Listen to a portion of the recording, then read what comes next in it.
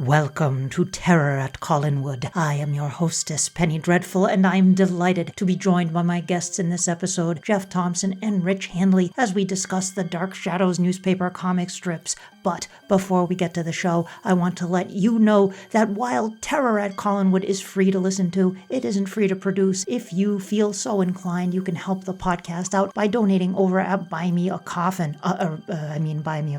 There's a link in the show notes. Some contributors in recent months include Michael Iacarino, Ted M, Nina O, Paige Bryan, Louise Welch, someone, and you know who you are, Jim Fortner, Christian, Jim Seymour, Guy, Agron, Greg, Paul Kopp, Jay Wigley, Lisa M, Adana Gregory, and Brenda S. Thank you so much for your patronage. I will put a link in the show notes to Buy Me a Coffee. It's always there, actually, every time I release an episode, so if you feel so inclined, I would appreciate it. Another way you can support the podcast is getting a t-shirt, a magnet, a sticker, or some other item over at the TeePublic shop. Just in time for Halloween, you can wear your Terror at Collinwood t-shirt. Check it out. The link is in the show notes. And moving on to some news here, I'm thrilled to let you know that Ansel Farage's short film Screening After Midnight, a new installment in the Theatre Fantastique series and starring David Selby, Elise Ashton, and Douglas Eames, drops on October 1st. Keep an eye on the Hollinsworth Productions YouTube channel, which I'll link to in the show notes. I got an early preview of it, and it's absolutely magnificent. It was so good.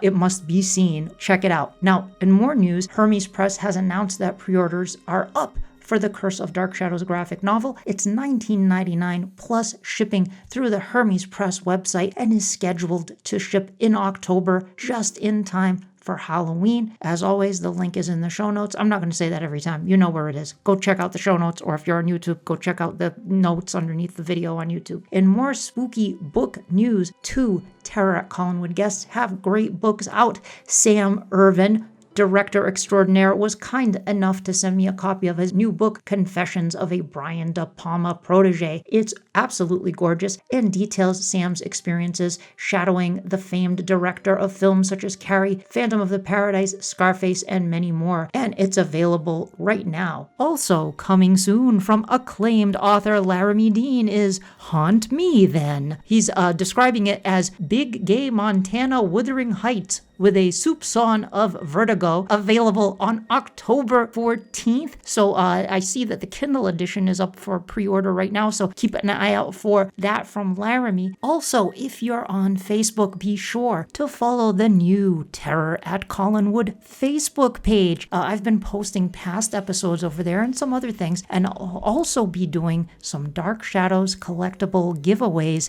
exclusively for members of the Facebook page. I'm going to wait a little bit before I do it, but I will eventually be posting some pictures of giveaways, and you can win those only by joining the group, following, and commenting on the pictures that I post of the collectibles that I will be giving away eventually. So just make sure you follow it. I will put a link in the show notes. I know I said I wasn't going to say it. I'm saying it. Do you hear the tolling of the bells? It tolls for thee. The time has come. We must get to the show. I cannot wait to get to this one. This is going to be a fun one. Let's get to it.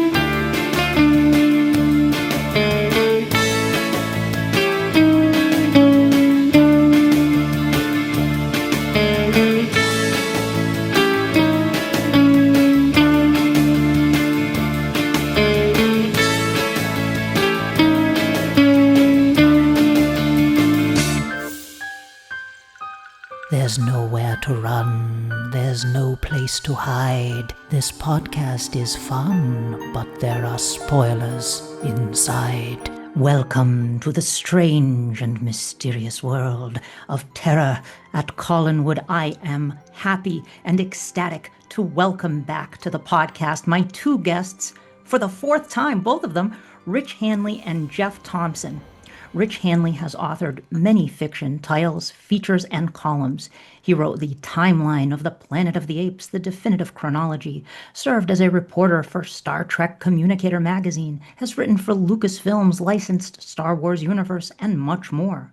Dr. Jeff Thompson, who was nominated for a Rondo Award for his book, The Television Horrors of Dan Curtis, wrote the introductions for all of the Hermes Press Dark Shadows comics collections, including The Dark Shadows, the complete newspaper strips book, which we're going to talk about today. He has also written the books House of Dan Curtis, The Television Mysteries of the Dark Shadows Auteur, Knights of Dan Curtis, The Television Epics of the Dark Shadows Auteur, and much more. He also teaches English at Tennessee State University. Welcome back to the show, guys. Thank you so much. It's so great to see you both again. It's great having you both again back, my friends. How are you both? How are you guys doing? Doing okay. We're working hard. Working hard. I know, Jeff, you're back to teaching classes this semester, as am I. Yes. This semester, TSU did not have any classes for me, but I'm teaching 2 English classes at Nashville State Community College. Oh, wonderful. So I enjoy staying busy with the students and using popular culture in my classes. So it's working out well. We've been in school for 3 weeks now. Great. Oh, wonderful. Oh, 3 weeks. Okay. Wow. I started last week. So you started a little earlier than I did. Yeah, I was saying before we started recording, I've kind of jumped in on the deep end of the pool with 5 classes this semester, 3 at the State University and then 2 at the community college. And then I'm also in rehearsals for Addams Family, the musical, playing Grandmama Addams, and that's going to open on Halloween night.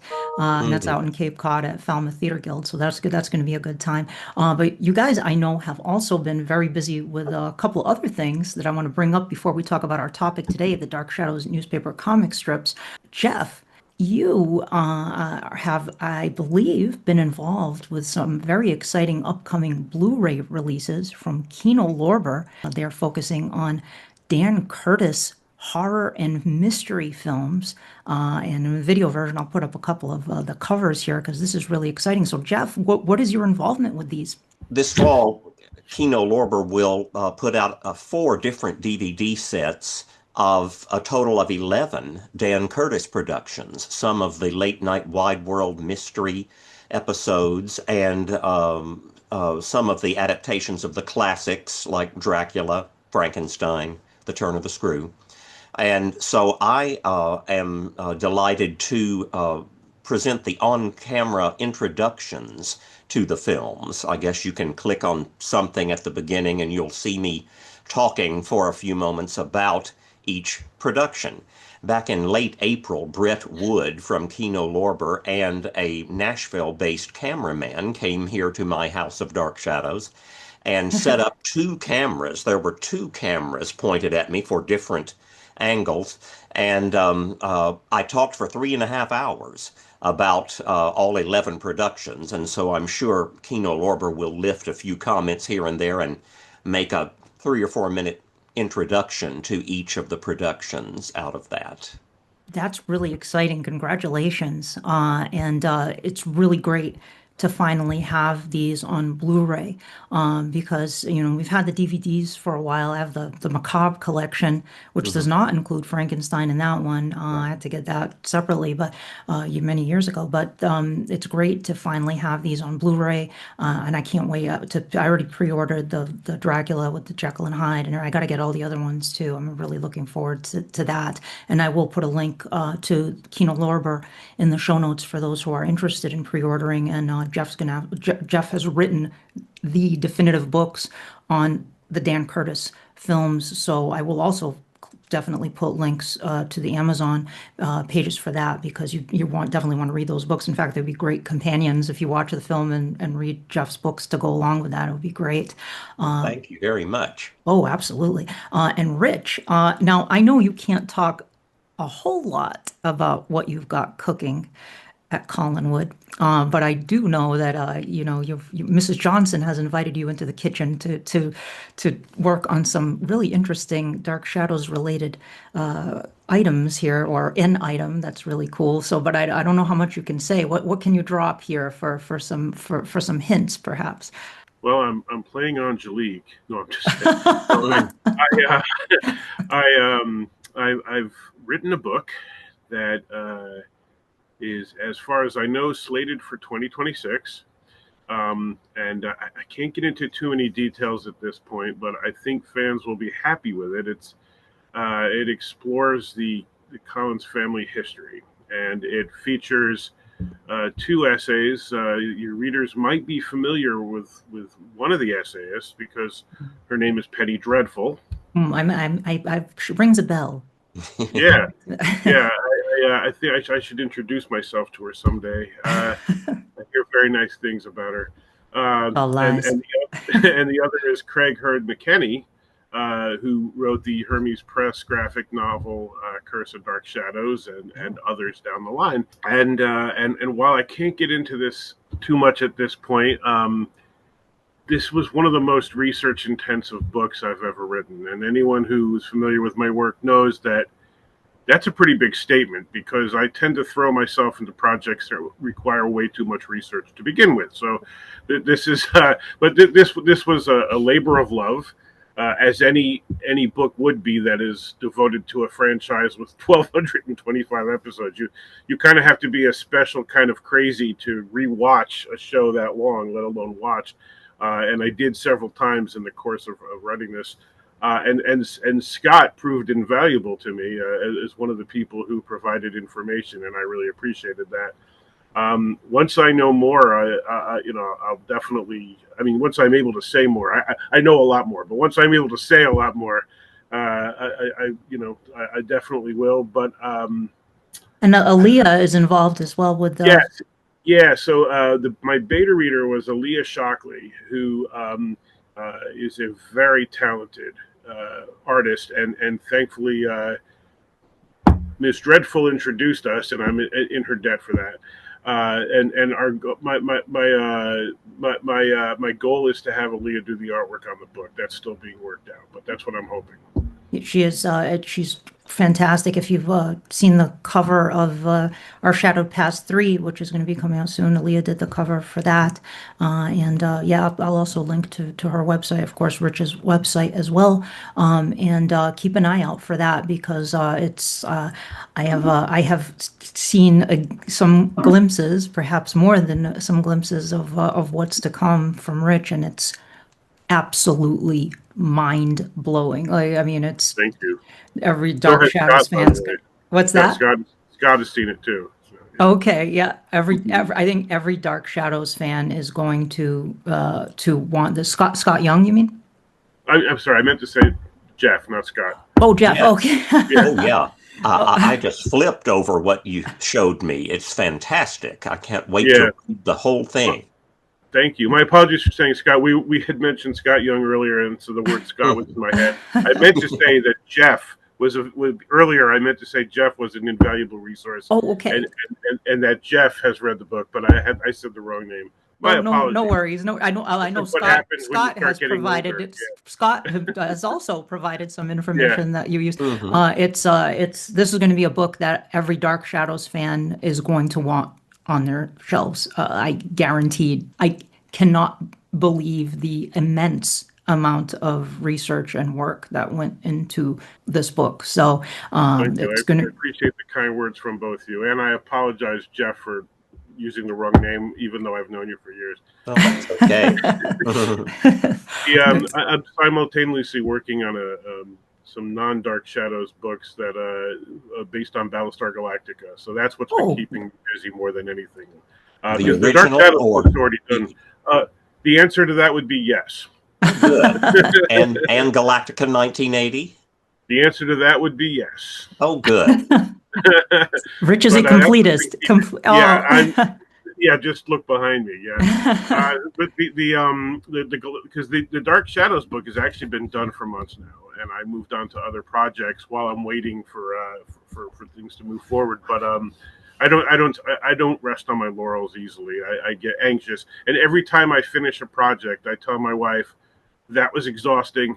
I can't do this again. I think that'll be my last book." And every time she says, okay, well, next week you'll do another book, I'm sure. And no, I will not. And sure enough, when I finished the Dark Shadows book, I said, honestly, this time I think I'm genuinely done. And she said, next week you'll tell me you signed a book deal. This was the most prophetic thing she said. It was literally the following week when I agreed to do the Battlestar Galactica books. Like, I wish she had won a lottery ticket, because something's got to pay for that stuff, and she clearly reads the future. So great. Oh, well, congratulations. That's really thanks. exciting and wonderful. And, as everyone knows, 2026 is the 60th anniversary of Dark Shadows. There are a lot of really cool things coming next year. Hopefully we'll have a very instrumental guest on the podcast next year who can share some information about that. I actually chatted with said potential guest recently on the phone for a while, and his initials are JP. Let's put it that way. So hopefully we'll have him on to tell us, give us some juicy tidbits for next year. But today, speaking of juicy tidbits, we're going to be talking about the Dark Shadows newspaper strips. Dark Shadows had a lot of wonderful licensed story material.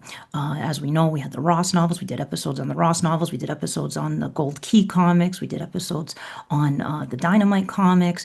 We also have the Lara Parker novels, the Big Finish audios. And one of those Dark Shadows story worlds is the newspaper strip world. And I feel like the newspaper strips don't get enough attention sometimes, because the focus obviously is often on the show or the movies or even the Ross novels or the Gold Key comics, but the strips, they're wonderful. And they ran from March 14th, 1971 to March 11th, 1972.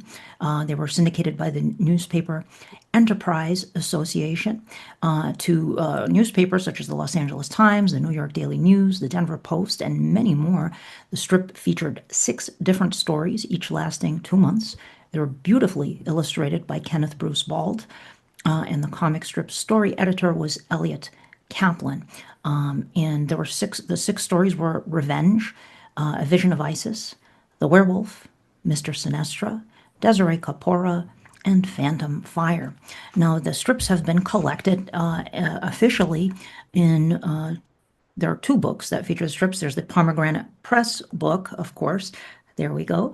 That was released quite a few years back, and this one collects the strips, but they are all printed in black and white, and we don't get the full picture until we see the magnificent Hermes Press book, which has the Sunday strips in color with the full panel grid for the Sundays.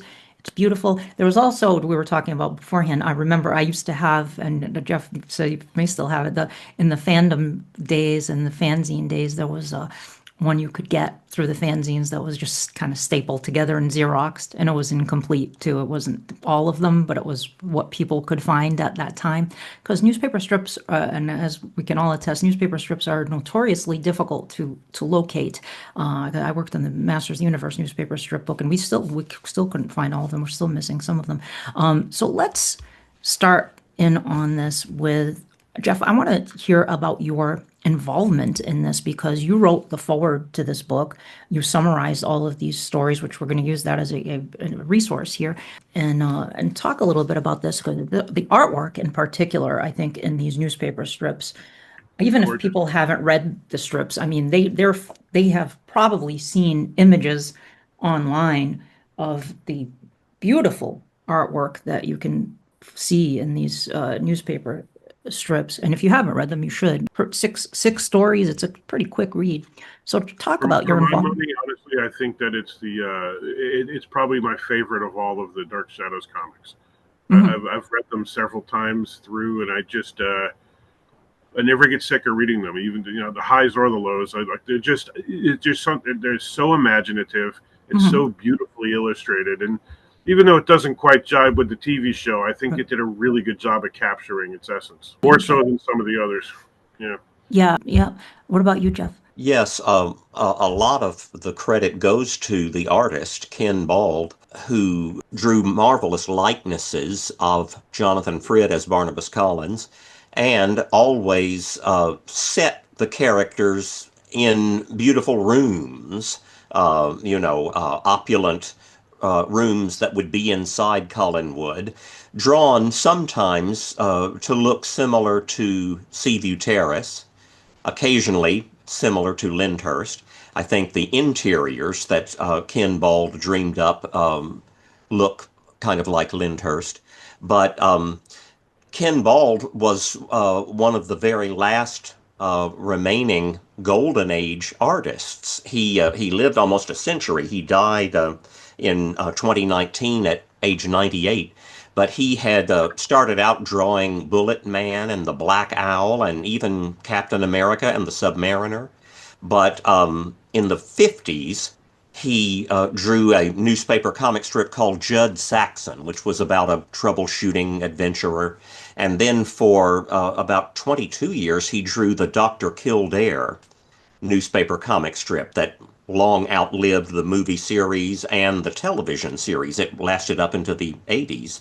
But while he was drawing Dr. Kildare for King Feature Syndicate, he was asked to draw Dark Shadows. He didn't know that it would be for just 1 year. He thought he was taking on another long-term project. And he said that he was a fan of Dark Shadows and of the Lugosi Dracula and all vampires and horror. So he enjoyed drawing the strip. He said that was his favorite of the 3 strips that he drew. So his intricate drawings, backgrounds, everything, action shots, different angles, really bring the strip to life. And we're not sure exactly who wrote the strip, but Elliot Caplin, brother of Little Abner creator Al Cap, was credited as the story editor. And according to Richard Howell and others, and Ken Bald himself, Caplin did not write the strip per se. He just oversaw it. However, he did write the Dr. Kildare strip. So there's some speculation that Caplin perhaps did write the script, or maybe was the plotter or head writer or something, but we're not quite sure. That's a shame. I wish we knew exactly who wrote the strip, because it was very well written and reminiscent in some ways of the Gold Key Dark Shadows comic books, but as Rich said, in quite often better drawn, better written, and very tightly scripted, because each story began and then ended exactly 2 months later in a Sunday strip, where the top half of the Sunday strip wrapped up that story, and the bottom half of the Sunday strip, the last few panels, introduced the new storyline. I enjoyed all 6 of the stories. I think some are better than others, but all of them are very enjoyable. Mm-hmm. And I am delighted to say that I own 2 original art pieces from the strip, a Sunday strip from September of 1971, and then a Sunday strip from February 1972, and then a Saturday strip, a daily strip, a black and white strip from September of 71. And then I years ago managed to find a clipping out of the Philadelphia Inquirer of another strip from July of 71, and I framed that and had that hanging up years before I was able to find these 2 original art pieces by Ken Bald. Sue Ellen Wilson, a Dark Shadows memorabilia dealer in Ohio, helped me find those. But you may have noticed that Ken Bald did not sign the Dark Shadows newspaper comic strip Ken Bald. He was not able to do so contractually or legally, because he was drawing Dr. Kildare for King Feature Syndicate. And so for this strip for Newspaper Enterprise Association, he signed the strip K. Bruce, because his middle name is Bruce, Kenneth Bruce Bald. You remarked on finding strips, and that's one of the things we were briefly talked about before we started recording. when Hermes released this book, leading up to the release of this book, they were on a quest to locate all of the color Sundays with the full panel grid for the Sundays, we've all been involved in strip books to some extent. So can we talk a little bit about this? Rich, what was your involvement in newspaper strip collections? Mine goes back to the early days of the internet when I started tracking down the Star Trek newspaper strips published by the Los Angeles Times Syndicate from 79 to 83, and then an earlier series that had been published only in England from TV 21 and Joe 90 Top Secret and other magazines that ran the strip. And I was determined to track these all down and eventually get them reprinted. I had sort of set this as a before I die mission. And it was in the days when the internet was a relatively new mainstream thing. So the resources that exist now weren't there. I mean, it was so finding information on these strips, let alone finding the strips, was a very daunting challenge, and it's about 1,400 pages of material between the two series. So I started out and said, this is never going to happen. There's no way I can find all this material. It took about a decade, but by the time I was done, I had all of it. I had managed to, and this is early on. I mean, the British strips were never released here in the United States. So I'm still looking back. I'm still amazed I managed to pull this off. That's remarkable. Yeah. And I spent years trying to find a publisher willing to reprint them. The problem came down to the fact that Paramount didn't have copies of the contracts. And so their legal department was worried about creators coming forward and saying, you owe us a ton of money, here's my contract. And there were a lot of creators involved, a couple dozen. So they were like, this could, but eventually IDW, I think it was 2012. I got IDW to do it. I guess by that point they'd gotten past the legal hurdle. What we ran into next, I was very excited that we were doing this, but we ran into the exact problem that you just mentioned, because while I had every strip, I didn't have the full page version of every Sunday. In some cases, I had the half-page version, and in some cases, I had strips that weren't the best of quality. So IDW's Library of American Comics signed the editor Dean Mullaney, and the two of us set out to find everything we could. And amazingly, Dean found high-quality copies of every single strip for which I had a low-quality copy. And as a thank you, when the book was done, a box showed up in the mail containing them all, which I did not foresee coming. That was his thank you. I was like, oh my God. He sent you the original strips? He sent me all the strips that he had found great. to replace my low quality ones, which I couldn't believe. So now I have them. Wow. But the problem we ran into is that by the time we were ready to do the books, we hadn't found all of the full page Sundays. Yeah. And reprinting some as full page and some as half page would have looked wonky, and it would have thrown off the way that the book was laid out. And so they ended up electing to leave out the ninth panel and just go with the smaller version. The shame of it all was that means for every Sunday there's a panel missing. Yeah. Good side, I mean, there's no good side to that. You're missing stuff, but the that there was any consolation, it was that when Thomas Warkentin did those strips, he specifically set them up so that the ninth panel didn't really contain anything that mattered. And so every for each strip, there was a panel that just said something like, here's a communicator. And there's a picture of a communicator and say, here's the tricorder. And so all of those were removed, unfortunately, they're not in the book. I would have loved to be able to include them, but what can you do? We ran into that exact issue when we worked with Dark Horse on the Masters of the Universe newspaper strips book as well. And it was a similar situation where the ninth panel was always something that was almost kind of optional, but we wanted to have it because it was original artwork by Gerald Fortin. That's the thing. We wanted to be able to find them all because it was Yeah. part of the strip. And in Sure. fact, the follow-up that Dean and I did were the Star Wars newspaper strips from Al Williamson and Archie Goodwin and Russ Manning. And for those, all of the panels were available. But the format of the book didn't readily allow the full page. Right. So what they did instead, thankfully, was to run it all with the missing panel, but then at the end, take all of the missing panels and put them in a row.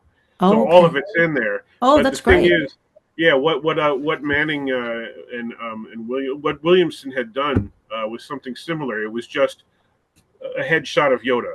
And it just said Yoda, and a headshot of Luke Skywalker, and it just said Luke. Okay. And so when you go to the back of the book, it's just Yoda, Luke, Leia, Right. Han, and but at least it was all there.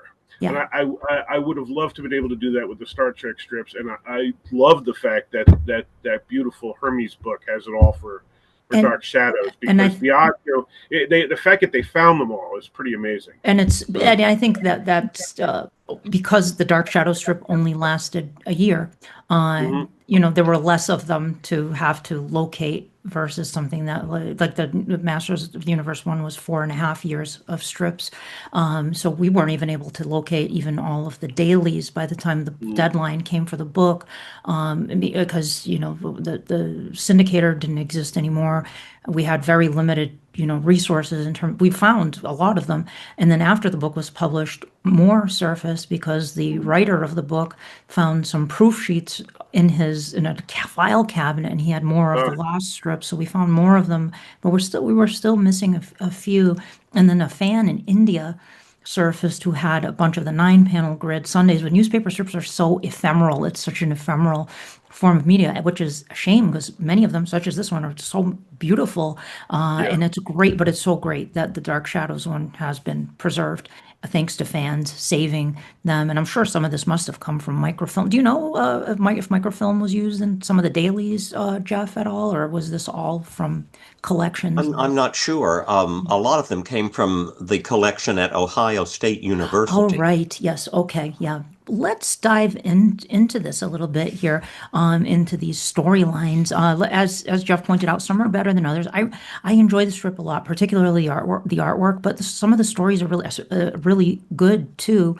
They don't exactly. It has its own vibe. Sometimes it kind of gets close to the show. I think Dark Shadows is a very difficult thing to capture, and I'm almost starting to believe Dan Curtis. I kind of do, because Dan Curtis always said, I'm the only one who can really do Dark Shadows. In a way, I'm almost on board with that, because it's very difficult to capture that exact strange dreamlike quality. But many times the strip does come close. I do think they leaned too much into the Barnabas as they do the goody two shoes Barnabas a little too much, I think, in it. Whereas I think Barnabas works best when he's very conflicted, and there's the dark and the light that's kind of battling with each other. Barnabas is anti-hero, whereas it's here it's the bite of love, and it's very leans much more into that. But it's very good, and I love things. The villains in it are very similar to what you would see in the TV show. But let's just look. I'm going to read Jeff's synopses here that he wrote for the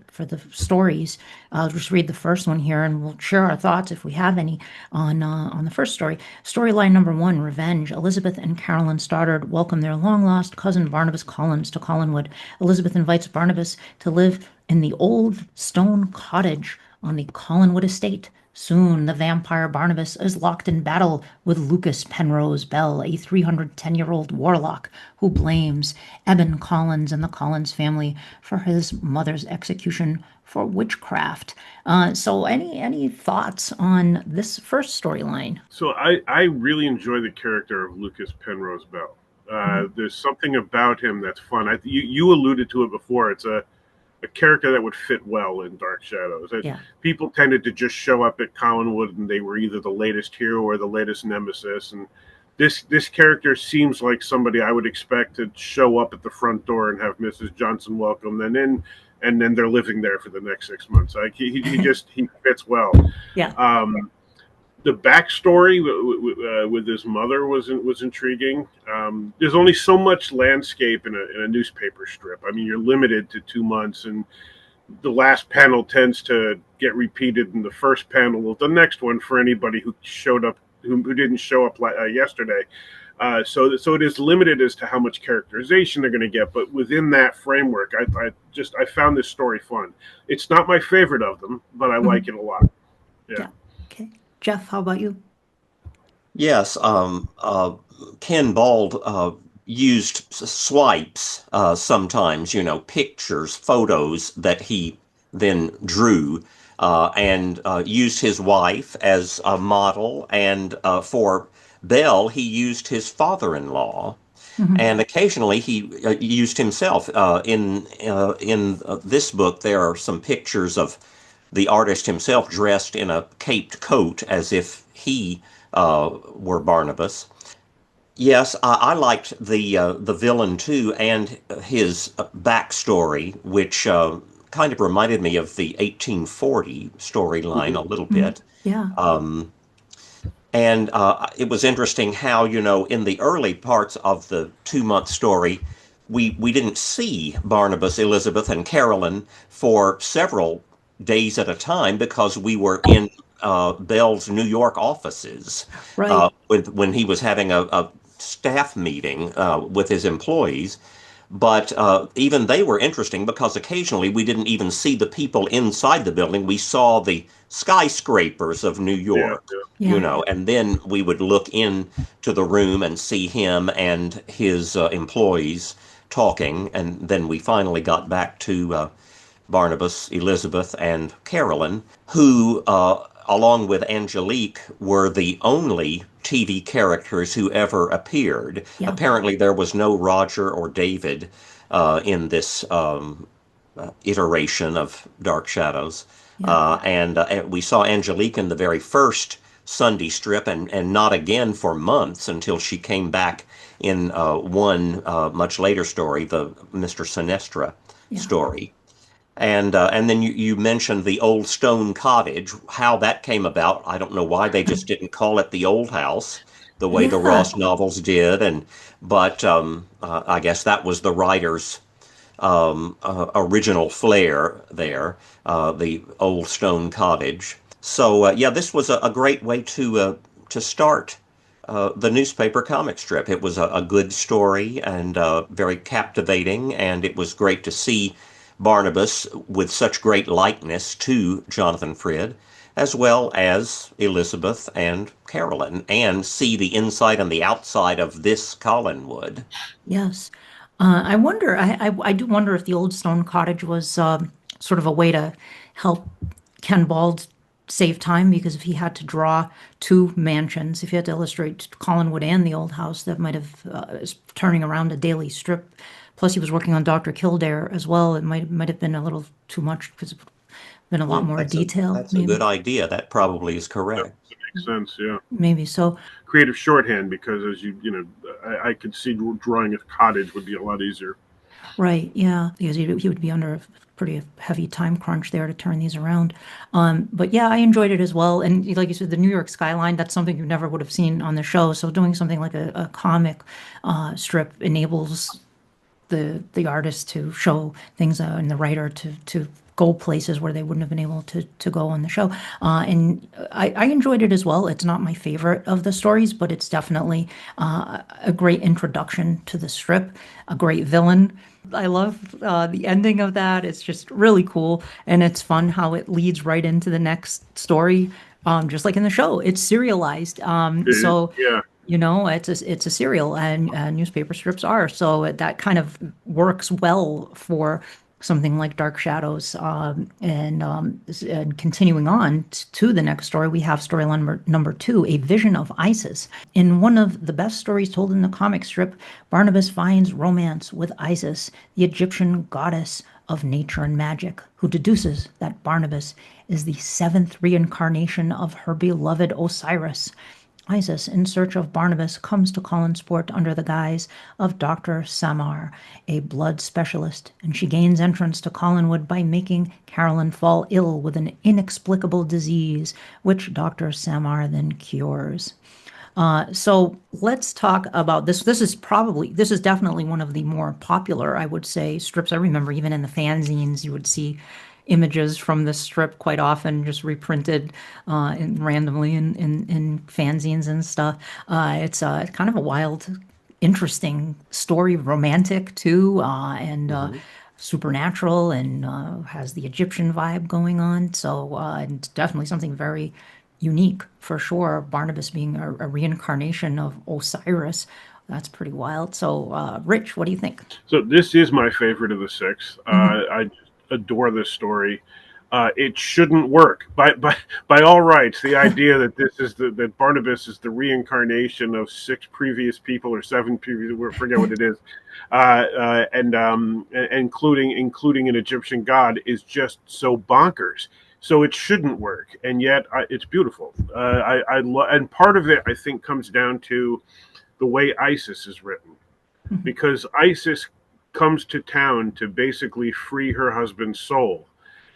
She's not portrayed as a villain, even though you think that she is. She comes off like she's going to be a villain, but what she's really trying to do is get her love back. And when she sees that Barnabas deserves to, well, I mean, he's not alive, but he deserves to unlive, I guess you could say. And so she decides to be patient because gods have all the time in the world. And that sells the story for me. The idea that the story is going to go on with Barnabas being Osiris, but it doesn't really matter because it's not until he gets staked is Osiris going to get the soul back. Yeah. And there's something kind of charming about that I really enjoy. Also, I really like the idea of going into Egyptian stories, because one of the things about Universal Monsters and other monster series is the idea of the mummy. And other than in the Gold Key and the Dan Ross books, we didn't get the mummy on TV. We should have. Yes. We did not. But what's interesting is that in Gold Key and in the Ross books and the newspaper strips, the Egypt-based stories are the best ones, right? It just consistently happens that way, that the ones built around Egypt ended up being the best of the bunch, and or among the best. And it really hammers home my belief that had the show continued, the best thing it could have done would have been a mummy story, because I think that the proof's in the pudding on this one. All these Egypt-based stories worked. It's a shame we didn't get it on TV.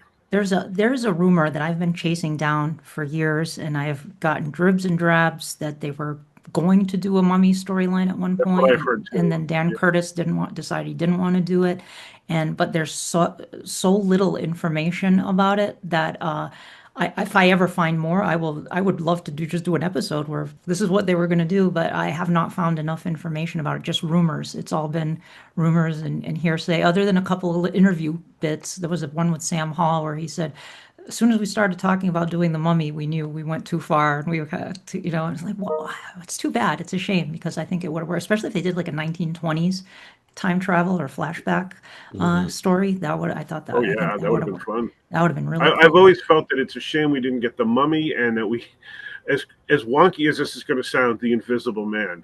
Hear me out on this, because this is a show with about $1 budget at times, and just having somebody speak without having to deal with costuming. I mean, the Invisible Man would have been a cost-cutting measure, right? But I think that I think it would have been a lot of fun. I would have liked to see those two. I would have loved to see a Black Lagoon creature, but Phantom. Doing Gilman would have been way too expensive. That would have been hard. Phantom. Yeah. They could have repurposed Phantom, but they wouldn't have done it as an opera. Phantom of the Opera. It would have had to be in Collinwood, and some disfigured Collins family member hidden in the basement underneath. We also never got a Hunchback, which is we didn't. No, we didn't. Right? No. And that would not have taken too much makeup. That's hunching over. No. It's surprising that they didn't do that one. True. But for me, the mummy was the big loss. They could have pulled it off. I think Vinny Loscalzo could have done the makeup with the wrappings and everything. And they could have done, I know it's in Maine, but you could have done like lot number 249 by Sir Arthur Conan Doyle, and done it as a hybrid with the Karloff mummy. You could have tied it even into Laura Collins and brought Laura back, because Diana Malay claims that they were going to bring her back. There could have been some interesting stuff there. But anyway, that's a topic. What you just said is a mouthful, because I've always thought with every time that we see Laura, there's talk of Egypt. So why, it would have been a perfect tie-in. Hmm. I think it was Dan Curtis that was reluctant or resistant to doing the Mummy. Jeff, thoughts on A Vision of Isis?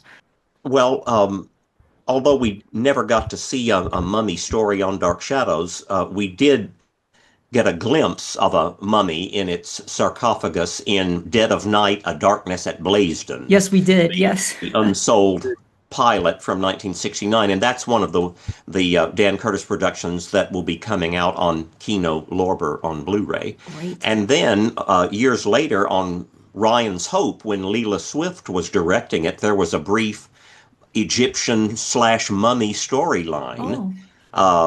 It didn't last long because the fans didn't like it, and so it was wrapped up rather quickly.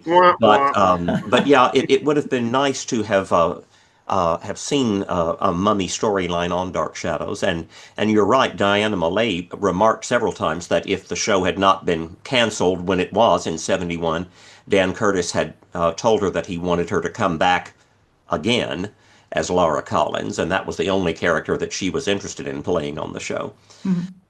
So yes, as I wrote in the book, I think this is one of the two best stories in the newspaper comic strip because, as both of you have said, it is different, it's meaningful, it's poignant, it's romantic, like some of the Ross novels and the Gold Key comic book issue, The Bride of Barnabas Collins.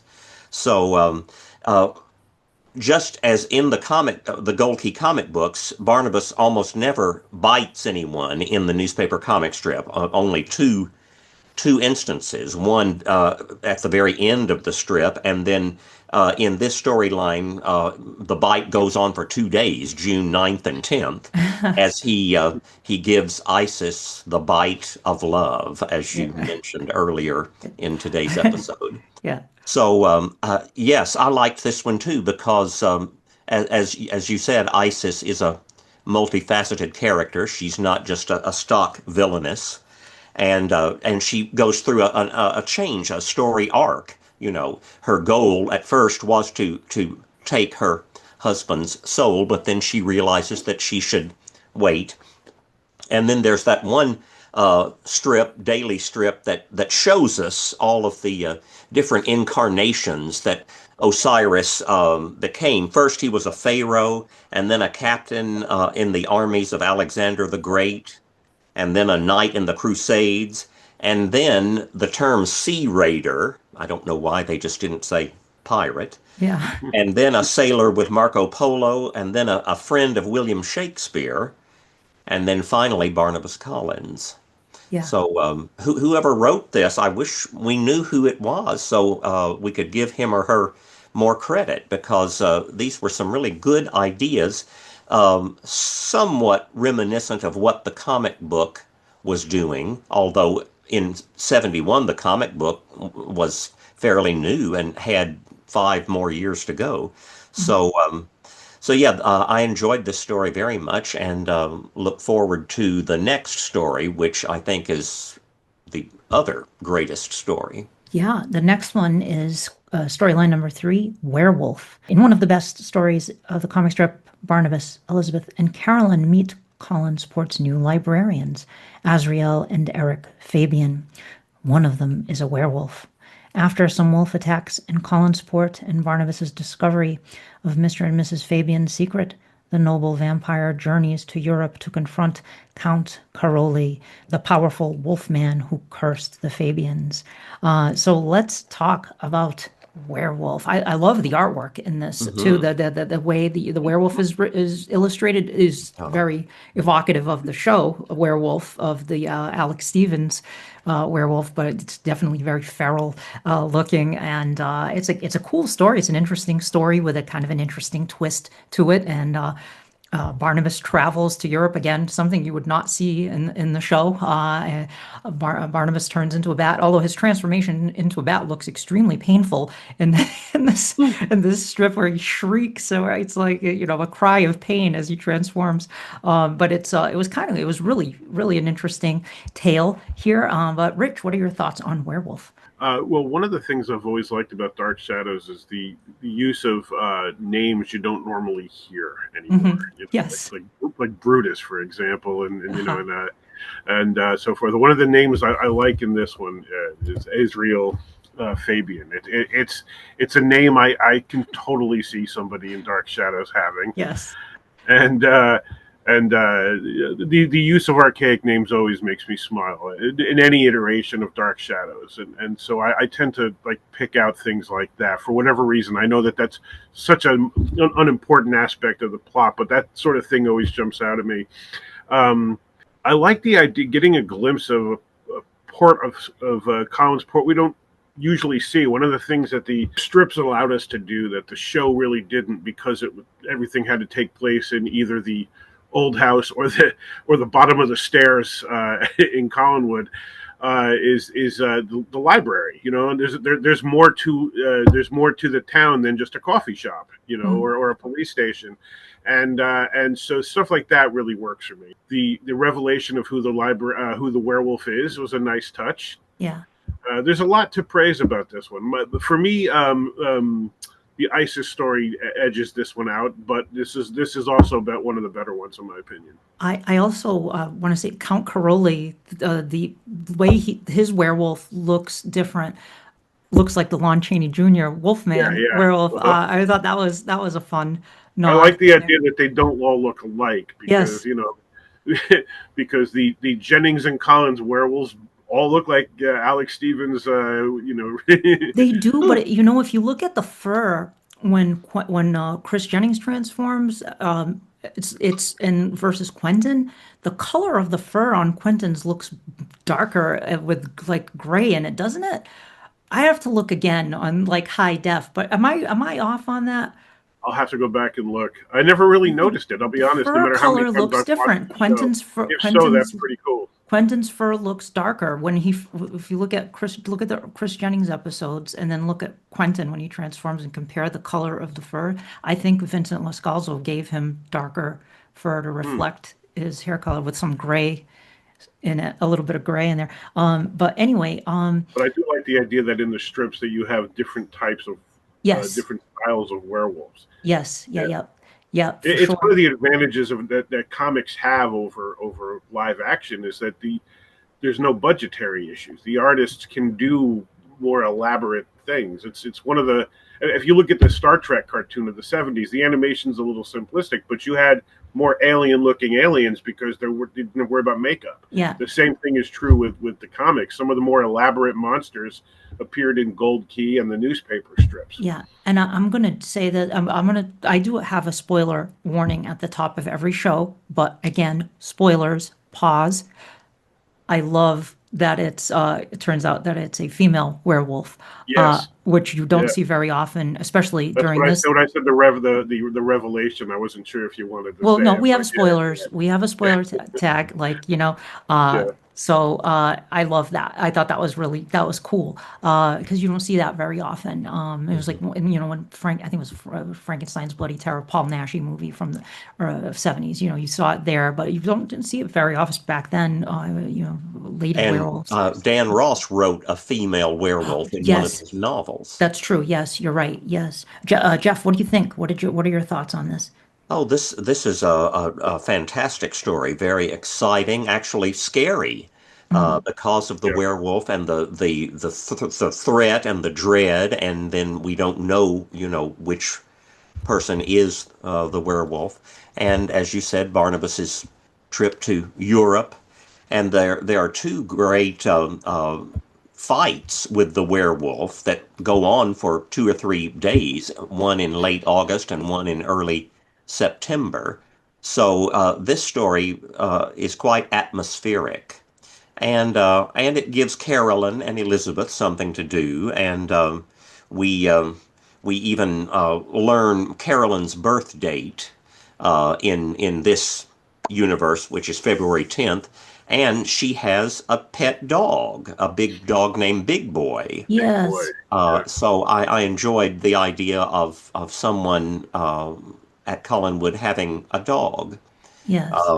Although I was sad about what happened to Big Boy. Yes, yeah, it didn't work out for Big Boy, but at least we got to see him in a few Ooh, but then panels. we could have a ghost dog.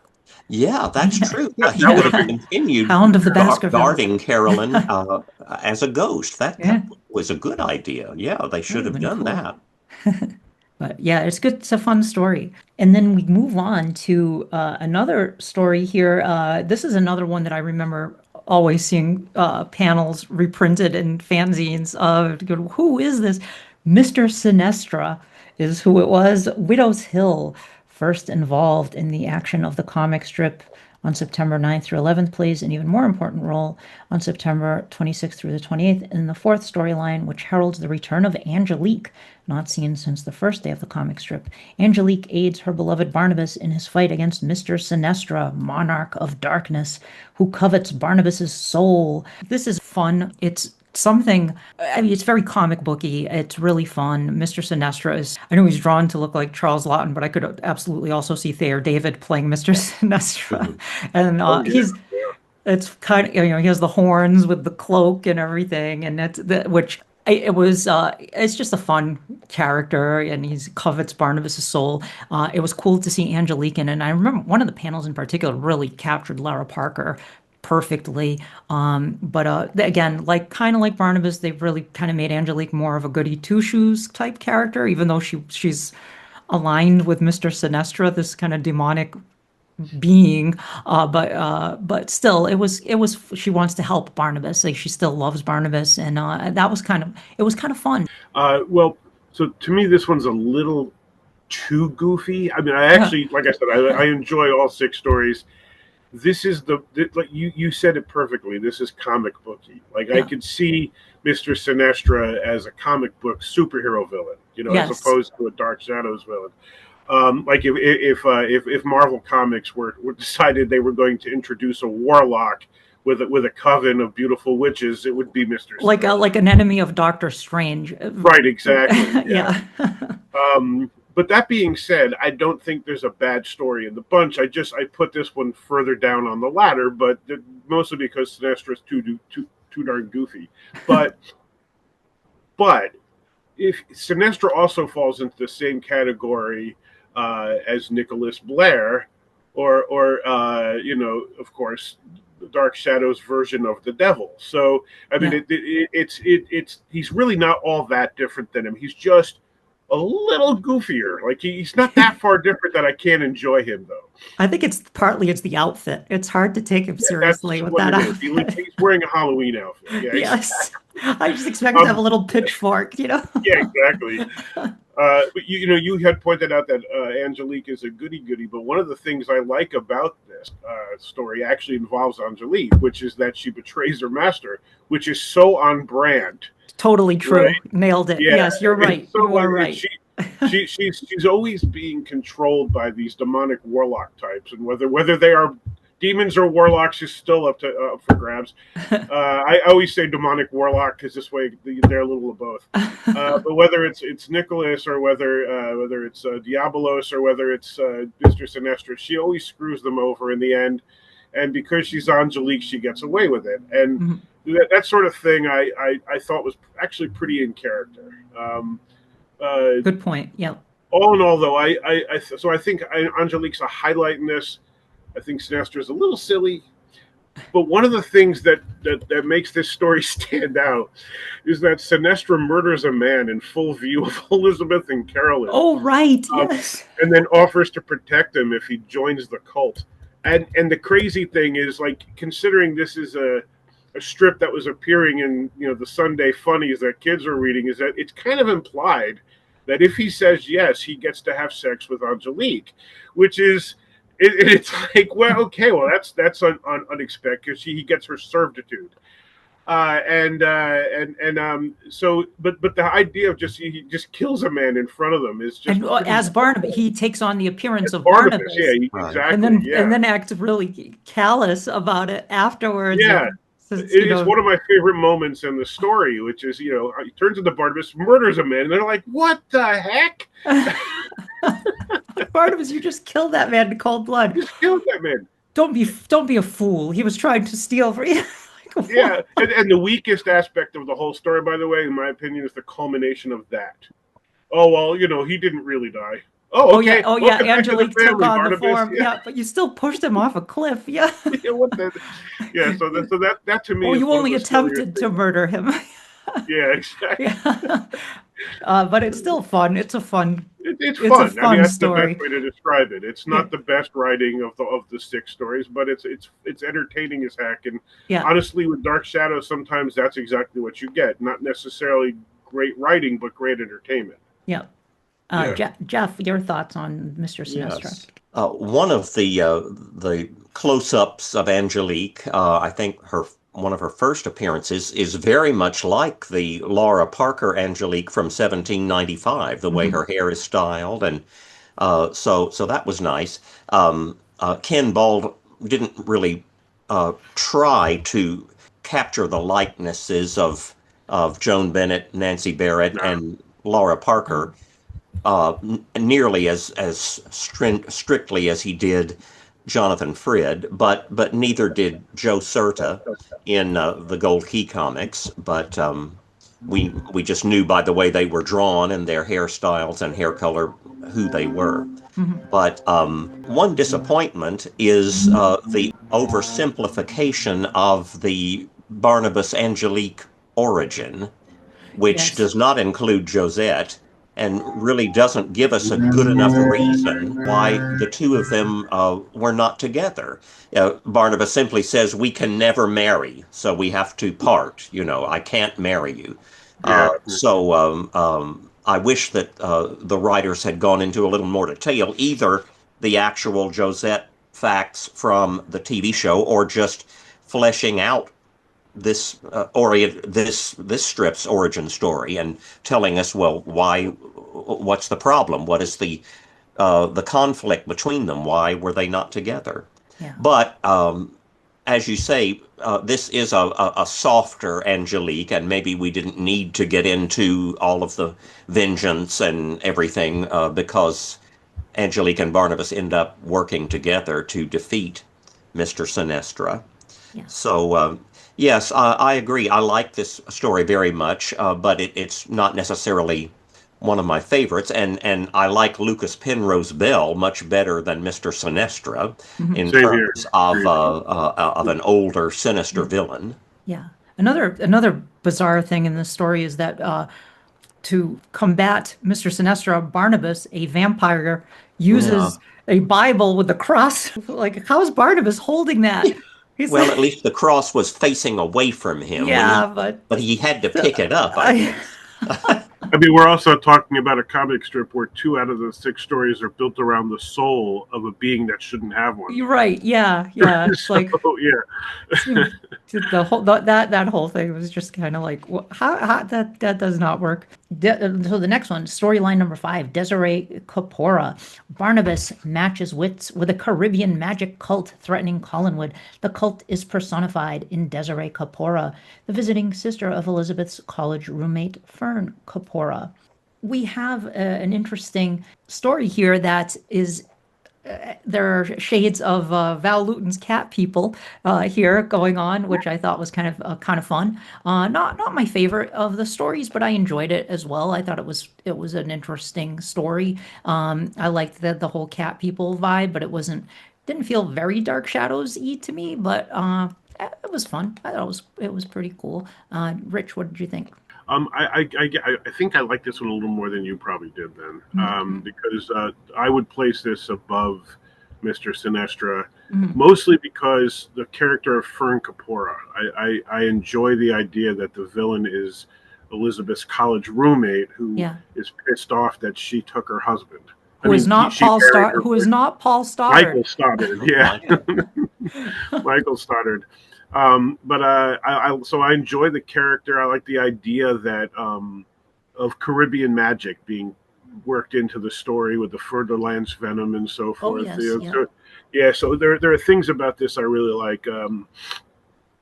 The death of Big Boy is a tragedy. Aww.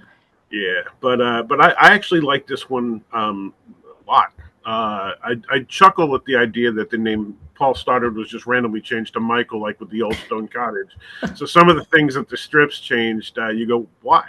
but maybe they just didn't know. I mean, it's possible that the writer just forgot that Paul Stoddard. I mean, he was only in it for a short period of the show, so it's entirely possible the writer just forgot that the character had been named and nobody was watching, nobody was paying attention to it. I don't know, but maybe maybe Jeff, do you know why the character was? You know more about the background of the strip than I do. No, except getting back to the idea of changing the Barnabas-Angelique dynamic.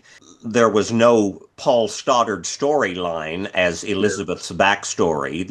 We had no idea that Elizabeth may have thought she had killed him and that Paul Stoddard ran out on her and all of that. So there was no need to follow the actual name of the character, since this was a different entity who apparently just died about 10 years ago. And in one panel, I think Elizabeth and Carolyn are at in the cemetery. I think that's the next story, and talk about him. So I don't know. It's just the writer taking license and using aspects of the story that he or she needed and discarding others that would just muddy the water, because this, as we've said, is a very compact, simple, short, daily dollop of a story. And while we do want characterization, we don't necessarily want to go off into historical tangents that might never become germane to the happenings in the story. Yeah, I mean, it was a cool story. I did enjoy it. It's and I agree. The Caribbean magic was cool, and Barnabas having the friend. I don't know if he's like a medicine man. Old Mordecai. Mordecai, yeah. Old Mordecai, a 200-year-old man who knows Barnabas' secret. Yes. End of story. We don't know more. Story. How did that happen? Yeah, and how? Here's old Mordecai. He's 200 years old and he knows I'm a vampire. Anyway, on with the story. Barnabas, wait, go back to him. I want to know more. Yes. And Barnabas must be able to fly really fast when he turns into a bat to get to from Maine to the Caribbean or from Maine to Europe as a bat. It's just like he's there, you know. Yes. Well, if the strip had continued, perhaps we would have come back to Mordecai and some of these other plot points that we didn't that were not fleshed out, including something that I'm sure we'll talk about in the sixth and final story. Yes. Yes. Yeah. We would have seen this gentleman here. Storyline number 6, Phantom Fire. The final storyline centers around Collinwood of 1772 and its troubled inhabitants: Jacob Collins, his wife Agnes, their newborn son William, and Jacob's brother Esau Collins. Also featured is Thomas Collins, whose relationship to the family is quite unusual indeed and takes a bit of explaining over the course of several strips. Also very unusual are the circumstances of Barnabas's biting of someone in the February 11th installment. The story ends with the introduction of a new character who, if the strip had continued, perhaps would have played the same type of role in the strip as the present-day Quentin Collins did in the TV show. So this strip, I did enjoy this, while it is a bit convoluted as you hint at here, Jeff, in this synopsis. I did enjoy this story quite a bit. It's so strange that it's something I could have seen happening in the show. The unborn Thomas Collins that exists as this sort of phantom. He's not a ghost. He should exist, and yet does not exist because of circumstances in the past, because of a wrong that was committed in the past. But he still exists as this entity who communicates with Barnabas and Barnabas is trying to help him right this wrong in the past, which is kind of Dark Shadows-y. I mean, try to go, let's correct this thing that happened in the past. But it is a bit convoluted. But because they succeed in doing so, he is born and he exists now, and he does get introduced at the end of the strip as a new member of the Collins family who appears at Collinwood. And as you say here, as had the strip continued, he probably would have continued in the adventures of Collinwood as this new character. So it definitely an interesting story, very weird story, but I dug it. I liked this one. I thought it was kind of cool. Rich, what do you think? So this character of Thomas falls into it reminds me not just of Quentin, but he falls into the same category as Quentin and Gerard for me, and along with that, Beth and Daphne, which is that you have these characters and actually a dozen or so characters in Gold Key, which is you have this ghost that has existed, or this spirit, this essence that has existed at Dark Shadows, at Collinwood rather, for centuries, and has chosen never to manifest up until the point at which we meet our heroes. Because if centuries have passed since he ceased to ever be born in the first place, so either he manifested, either he didn't not exist and then he not existed in 1971, or he'd been there all along and just decided at that point, now I will come forward. And it's the same thing with Quentin and Gerard, which is they were haunting the house for centuries, and when the plot needed them to do so around 1969 to 70, now they stepped forward and started being, jerks to everybody. And so it's a convenient way to introduce a villain, but it does convolute the storytelling a bit. The thing that always throws me every time I read this story is, so let me get this straight. He doesn't exist. He never existed. So therefore, he's going to make sure he exists. But this takes grandfather paradox to a whole new level. If you don't exist in the first place, how did you know you didn't exist? The unborn. And how are you going to exist to make sure you exist if you don't exist at all? And more importantly, he's not the child of the baby that died. So are all the others in between also members of the unborn, sitting back and going, Thomas, we're going to let you take this? Because in order for Thomas to not be one of the unborn, all the generations in between need to become the born. Right? So why are they just sitting back going, I'm kind of okay with not existing? Like, what is it about Thomas several generations later that makes him step forward? Yeah. Because so much changes in order for Thomas to walk through the door at the end of that story. The strip should be a completely different show if it continues from that point forward, if it had continued, because in order for Thomas to exist, several generations of Collinses also now existed. Right. So in my head canon, I've been waiting to come back to this earlier on. I forget whether it was you or Jeff who said apparently David and Roger don't exist, but I think that's because Thomas didn't exist. Oh. If the script but I think that they were among the unborn. That's in my head canon. Interesting. That once things change, now we have Roger and we have Quentin and we have David, and so. If you think of the strips as being what happened before Thomas came into being, right, and the show being what happened after Thomas came into being, suddenly you can make it work. That's my own headcanon. Nobody has ever established that, and they never will. But that's my headcanon.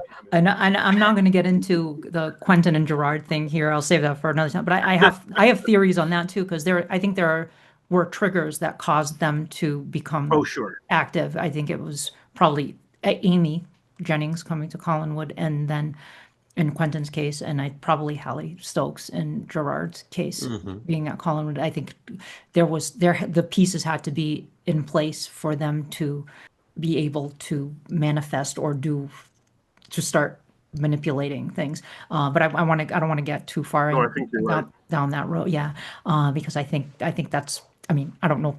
The writers probably didn't think in those terms. I don't.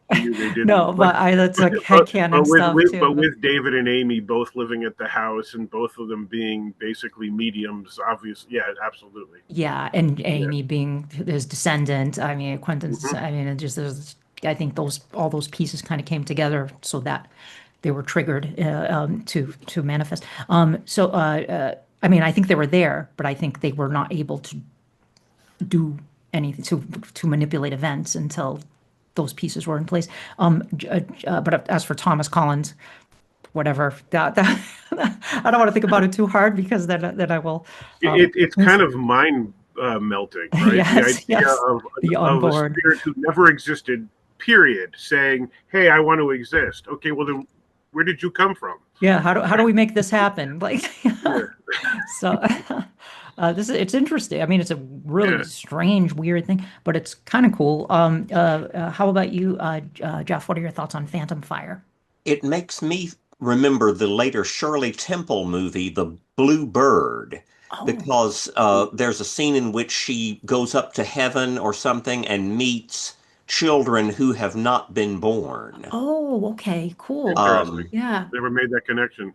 I but grew up on yeah, Shirley Temple movies, but yeah. that's been so long. Yeah, I don't remember. That's funny. Huh. But yes, I thought of that too, Rich. Why is Thomas the only Right. non-existent person stirring around? Why don't we see other generations? Why wouldn't all generations want to be born and strive to? So, And it um, goes even further because it means that there's a lineage of people who didn't exist. mhm. Right? So somehow he has a father that didn't exist, and a grandfather who didn't exist, and a great grandfather, and somehow these essences that never came into existence are begetting other essences that didn't come into existence. Hmm. It's enough to make the Leviathan seem like an everyday occurrence. Yes. Yes. Well, it would be interesting to see what the character of Thomas Collins would have done if the strip had continued, and we didn't get an introduction to a new story because the strip ended on a Saturday, so Yeah. I wish we could have had one more Sunday strip, but I'm glad the strip did not end on a cliffhanger necessarily. Oh, yeah. But because of Thomas's strange origin and how Barnabas, essentially bit him off camera. We didn't see it the way we saw Barnabas and Isis, but because of Thomas's strange origin, I wonder if he would have had supernatural powers. If he would have been another supernatural member of the family, or maybe something terrible like a werewolf curse would have befallen him now that he is alive and mortal. How would the writer have made Thomas different from Barnabas, other Right. than Thomas appears to be younger and more dashing, perhaps, like Quentin and Quentin. Barnabas. But I just wonder what the writers were planning to do with Thomas. And Yeah. it's interesting, I like how the next to last strip is synchronized to real time because Carolyn mentions that today is March 10th, 1972, Mhm. and that's the day that strip came out in the newspaper. But then the final strip, I think a few weeks have passed, and then Thomas shows up at the door. But yeah, so this was a very strange, weird direction to take the strip into, but I just wish we could know more, revisit Mordecai and revisit Isis and learn exactly what Thomas was going to do in terms of the future storylines. Yeah. Given Also, Thomas becomes the latest Collins cousin for Carolyn to develop a crush on. yes. In the Yes, long I line of got that family idea. members that Carolyn has a Our crush ancestors. Yeah, I on. got Yeah. that idea too. Given what a pop culture icon Quentin was, how popular he was, it's kind of surprising that Quentin was not part of the strip at any Mhm. point, and that they did not include him as part of the strip. I'm really surprised by that, actually. However, after we recorded, I remembered that Quentin does, in fact, have something of a cameo in the first storyline of the strip.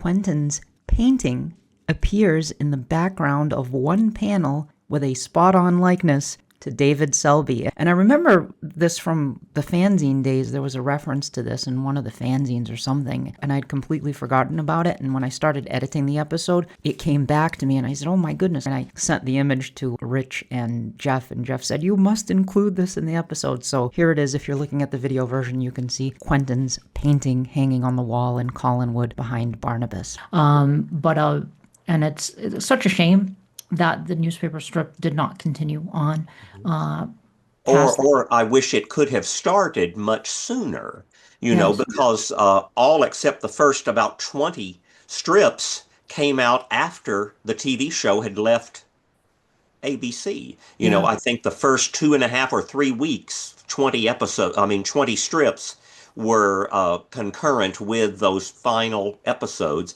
but then it goes on for another whole year Yeah. after Dark Shadows is canceled. But of course, so did the Dan Ross novels, and the comic book, the Gold Key comic book, went on into late 1975. So it shows that Dark Shadows did not die and can never die because there were still incarnations of it in print, three comic book, comic strip, and Ross novels after the TV show faded away. Do you know why the strip ended, Jeff? Was it a lack of newspapers picking it up, or was it something with the syndicator? Or Richard Howell got into that, and I quoted him in the book. Richard Howell has written and drawn for yes, Marvel and DC, and he has created his own comic books, Portia Prinz and the Glamazons and Deadbeats, and he often puts Dark Shadows references or likenesses or in jokes into his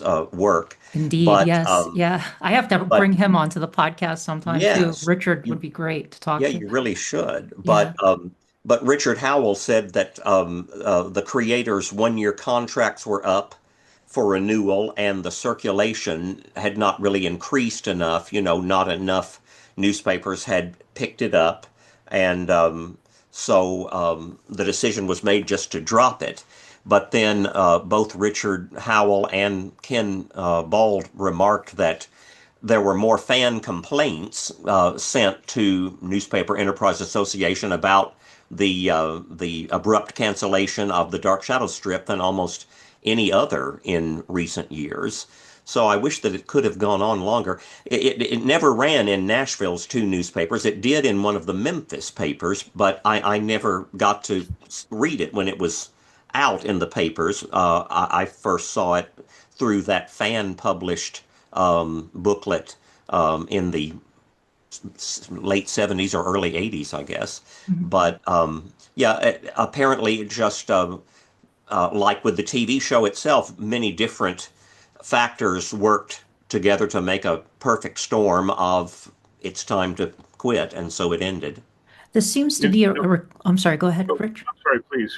Yeah. No, it just seems to be a recurring thing, sadly, with Dark Shadows. It's like it ends, the protests are, they always say, oh, the more protests than everything, than any other thing we ever got, with the ABC series, the daytime, Brandon Stoddard had to hide from the fans, and then we had the comic strip, they had the most complaints, the 91 revival series, Yes. had tons of Yes. protests. It's We like, had Save Dark Shadows Day, yes, I remember May that. 8th of 1991, all over the country. I remember I participated in one of those myself locally, which is strange. They did it at City Hall in New Bedford, Massachusetts for some reason. It was in front of our City Hall. But anyway, Rich, I'm sorry. What were you going to say? Oh no, I was actually going to follow up on something Jeff said about the strip not having been picked up by enough newspapers, and it reminded me of why the something that perplexed me about the Star Trek newspaper strip, which was, I mean, that strip came out after Star Trek: The Motion Picture. The franchise was when everybody's consciousness again, and it should have been more popular than it was, but nobody was picking it up. The Los Angeles Times created the strip, and even the Los Angeles Times wasn't running it. Mhm. Hmm. So the reason that strip only lasted a couple of years was because papers were electing not to pick it up. And the reason why I draw this parallel is the reason in that case was because a lot of papers said, well, we already have Flash Gordon, Buck Rogers, and Star Wars. We don't need another science fiction strip. That whatever, and it killed it. So what I'm wondering is, were there any other similar strips running at the same time as Dark Shadows, whether horror based or based on soap operas or anything that papers might have said, we've got this, we don't need Dark Shadows? Because I I can't think of I any. can't think of anything except No. the Phantom. Hmm. Yeah. I can't think of any horror. Definitely can't think of any horror. Because I am strips. curious, given, I mean, look, a lot of people will say Dark Shadows was never huge and it died. We all know that that's not the case. And Danielle, you've made a point on several of the previous podcasts about just how huge it was at the time. So I am curious. It makes me wonder what the mindset was in all these papers turning it down. Was it simply that the show had just ended? Or was there some other factor? Because, like in the case of Star Trek, it always amazed me that the reason it didn't last more than a couple of years is because no paper wanted to run it, which seems crazy now given how huge that franchise became. But Dark Shadows had just ridden this big wave, and it wasn't that long after the films had been in theaters, for example. And so I'm curious what reasoning that all the newspapers would have for saying no, thank you. It may have been a reluctance to carry. Maybe but I'm sorry. It may have been a reluctance to carry horror themed content. Yes, could have been that. I don't know. And someone just picking up a newspaper and reading an isolated strip might have been horrified, if it were one of the more supernatural, occult, grisly strips, Depending on where the newspaper was based or whatever. I don't know. It's hard to say. Do you think this has to do with when it was published? The fact that maybe the syndicates weren't ready at that point to run this type of material in the Sundays, the Sunday funnies? Well, maybe Sunday funnies. Yes, you're right. But no, the late 60s and early 70s was the time when everyone was fascinated with the occult, That's demonology, true. That's spiritualism. Look at almost every episode of the ABC Movie of the Week was some sort of occult. Right. The monster craze was still, you're right. That's why it perplexes me. It just seems strange to me that this was canceled because so many papers wouldn't run it. You would think they would have jumped at this. But it could be because the show was canceled and maybe they said, well, no, the show ended, so we're not gonna. You think if they thought we can't sustain an audience of a show that's going to become increasingly distant from... Maybe so. I mean, Gold Key clearly didn't feel that way because they kept going. So I don't really, it's hard to say. But it's a shame, and it's too bad that it didn't continue. But we're fortunate that we have them all collected, and this wonderful book from Hermes Press is a beautiful hard. I wish I'd grabbed mine off the shelf. It's not in my reach, or I would flip it up. It's beautiful. It is available from Hermes Press or from any book seller that you can find. You can find it online, barnesandnoble.com, amazon.com should have it as well. Dark Shadows, the complete newspaper strips with a beautiful introduction by Dr. Jeff Thompson here. Definitely pick that up. And guys, I want to thank you. My battery is running pretty low here, so I want to make sure I save this episode here. Thank you for joining me. It was a pleasure having you both on the show again to chat about the newspaper strips. And I hope to see you both in 2026 for the 60th anniversary of Dark Shadows. That is quite a milestone. And yes. We must. Yes, there's a big... Absolutely. It's going to they announced it at Lyndhurst. There's going to be a West Coast. Yeah, there's the other one there from Pomegranate Press, the comic strip book. That's also a great book. You can keep an eye out for news on the Dark Shadows 60th anniversary event in summer of 2026. And if I hear anything about that, I will be sure to mention it here on the podcast.